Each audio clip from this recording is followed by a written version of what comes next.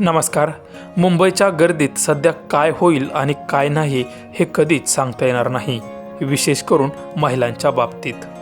तरुणी पुढे चालत असताना मागून. पुढे सविस्तर बातमी पाहण्याआधी चॅनलवरती तुम्ही नवीन असाल तर आपला RG मराठी न्यूज चॅनल जरूर सबस्क्राईब करून घ्या. सध्या मुंबईमधील वाढती गर्दी पाहता रोज नव्या घटना घडत आहेत.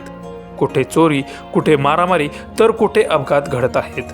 ह्या गोष्टींना मुंबईकर तोंड देत असतानाच सध्या मात्र एक वेगळीच घटना समोर आली आहे. यामध्ये एका तरुणीने सकाळी 8च्या सुमारास कॉलेजला जाण्यासाठी कल्याणवरून ट्रेन पकडली होती. त्यानंतर 9 वाजता ती ट्रेन दादर रेल्वे स्टेशनला आली आणि ती तरुणी तिथे उतरली. त्यावेळी स्टेशनवरून पायी चालत जात असताना मागून एका माथेफिरूने त्या तरुणीचे केस कापले.